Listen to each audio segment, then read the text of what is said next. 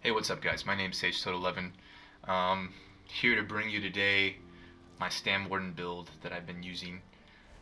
This is gonna only be effective for the next month until Somerset, but this is just kind of an introduction build for you guys. Definitely expect more builds in the future. So let's get right into it. What I'm using for the gear, we have Werewolf Hide Jewelry, all weapon damage, Werewolf Hide on the back bar sorted board. We got a sturdy piece for the shield and Nirnhoned on the dagger. You could go Nirnhoned, decisive, or defending. Either one is going to perform well for you. I like Nirnhoned because it increases weapon damage. Increasing your weapon damage also increases your vigor ticks. Okay. Powered, yes, will increase the vigor on this bar, but once you swap it over, the powered is no longer effective. Nirnhoned, having it Nirnhoned will carry over to your front bar, so that's why I've been messing with Nirnhoned. On the body, we have 5 7th Legion, all Impin, 2-piece Troll King. We have 1 medium, 1 light. Okay, it's very important to have 1 medium, 1 light for the max stats. Also, you need your Magicka passives. You need that mag recovery and you need that reduced mag cost because it's very important to have your Stam Warden buffs. Okay, it's very important to have the Magicka buffs for the Stam Warden. So you definitely want 511. And then on the front bar, we have the Asylum Greatsword with the Befouled enchant. If you guys haven't messed with the Disease enchant yet, you should definitely try it out. And then for the trait, Nirnhoned. Okay, so let's go into these skills. First of all, before I go into all those skills, I do want to say that I'm a Nord. Okay, Nords get max stam, health recovery, max health, cold resist, reduces your damage taken by 6%.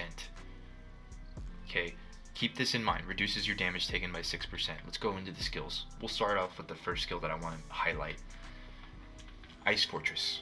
So you get resistances, but you do get minor protection as well, reducing incoming damage by 8%. So now we have 8% plus the 6 from being a Nord. Okay, we're talking almost 14%. I hope that ZeniMax registers the whole 14, but I heard rumors that it only registers 13 point something. I don't know for sure.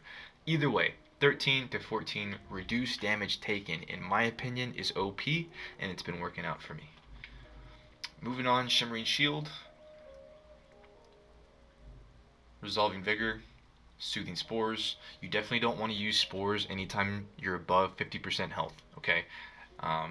It's going to drain your stam. Soothing Spores is only there for when you're below 25% to activate the healing passive Major Vitality.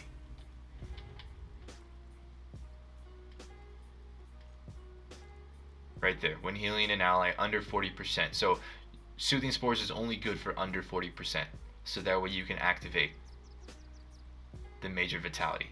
Any other time you're trying to use Soothing Spores, you're just going to burn your stam, okay? So if you're having troubles taking damage without having to spam that, that just means you either need to make sure you have Ice Fortress up, or you need to be using Shimmering Shield or Line of Sighting, okay? Because if you just spam this with Vigor, you're definitely going to burn through your stam real quick. So keep that in mind. 40% health or lower, the only time you really want to use Soothing Spores. Moving on, Bullnetch. I do like Bullnetch when wearing heavy armor because if you're 1vxing, if you're soloing, if you're in a small group, you guys know no resources means you're dead. So in heavy armor, I like having these extra free resources that doesn't cost anything, okay? And also the passives, man. Okay, so you get 1200 health every time you unsummon a passive, which means you can use the Bullnetch a few times and you'll get that much health every time. Savage Beast.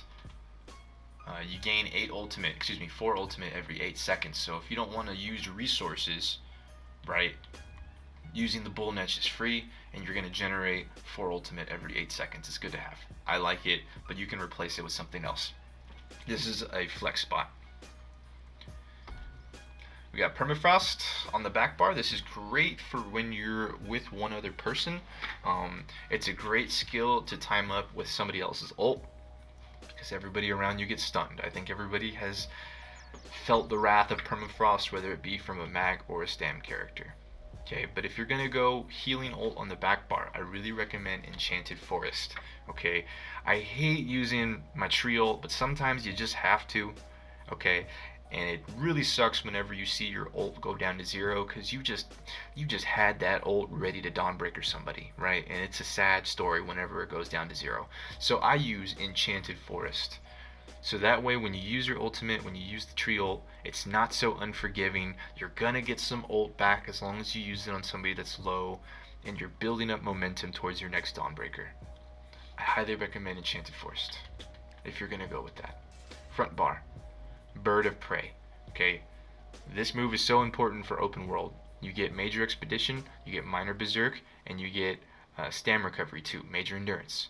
You get 3 things from one move. It's too important to not have an open world. You gotta have this move. You got to for open world. It's too good. Forward momentum. Okay, self-explanatory. You are immune to mobilizations and snares for 8 seconds. Perfect for with wings. You're gonna be 30% faster, and nothing's gonna be able to slow you down for 8 seconds. Okay, it's gonna allow you to do a dance around whoever your target is. Subterranean Assault, Dizzy Swing, Reverse Slice, Dawnbreaker of Smiting. So let me buff up so that way you guys can see what my tooltip says. Alright, so we got almost a 16k Dizzying Swing and a 14.6 Subterranean Assault. Almost a 16k Dawnbreaker. Yeah, almost a 16k Dawnbreaker when we have wings on. Guys, basically wings is having slime crawl, except you don't have to use 2-piece monster helm. Okay, so this is an important move. And you don't have to use pots to be fast. You literally just need Magicka and you can be fast. So let's go into the champion points. 52 Warlord, 3 into Sprinter, 76 Tenacity. This is how we sustain, guys. Heavy attacks. Heavy attack before your Dizzying Swing. And I'm going to show you the rotation here in a minute. 23 into Mooncalf, 21 into Healthy. A lot of health recovery in this build with Troll King being a Nord and having heavy armor. There's a lot of health recovery already built in. 52 Tumbling and 13 Shadow Ward. These are just for the oh shit moments. Meteor, you need to get out of something just real quick. Also, let me cover something real quick, guys. Health recovery is so important on Stam characters. Magicka characters have the advantage of having shields. We don't have shields. We're exposed to the elements. But what we can do is get high health recovery. That's AIDS in itself. So if you're Stam, definitely invest in some kind of health recovery. You're going to stay alive a lot longer. Moving on to the blue.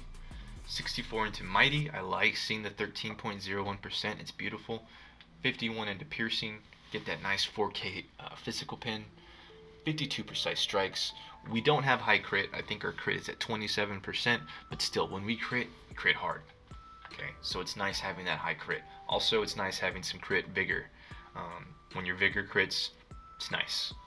66 into Master at Arms. This is going to buff up your Dizzying Swing and your Subterranean Assault, so make sure you invest into a lot of points into this. 7 into Shattering Blows, just for some of those really good Sorks and Mag Blades who have high shields, so just a little bit into there wouldn't hurt. 52 Ironclad, 48 Resistant, 40 into Thick Skin, 56 into Hardy, 44 Elemental Defender, and we don't need anything else over here. Okay, so that's the champion points, guys. Now, if you're wondering how to Stamina Warden, this is what I usually do. I'll just show you the combo. So Betting Etch, Ice Armor, going with the Vigor, Wings, make sure you're fast, wind up with a heavy attack before your Dizzying Swing, boom, okay? Make sure your wings are up at all times because you can do this little dance around people and it'll be so hard for them to even target you. Heavy attack, Dizzying Swing, okay? The wings are also going to help you land those Dizzying Swings for those really speedy characters.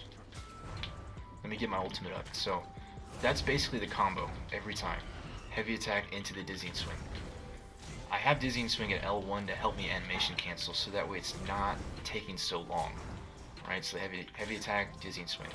Now for the guys that don't die from that combo, you have a Dawnbreaker. I'm going to incorporate Dawnbreaker after the Dizzying Swing. Dizzying Swing, Dawnbreaker, execute. Okay, so for the really tough guys, that's what you're going to want to do. It's the same thing every time though. Heavy attack, Dizzy Swing. Heavy attack, Dizzy Swing. When you guys get that down, you'll be golden. Okay?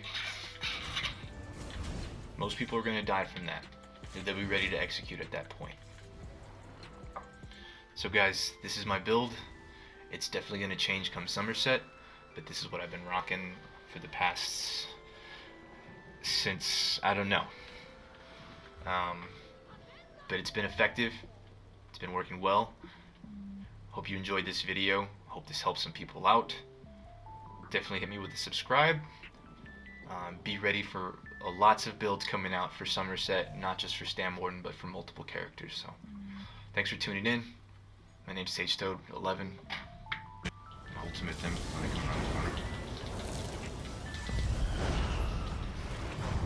Alright, go ahead, pop it.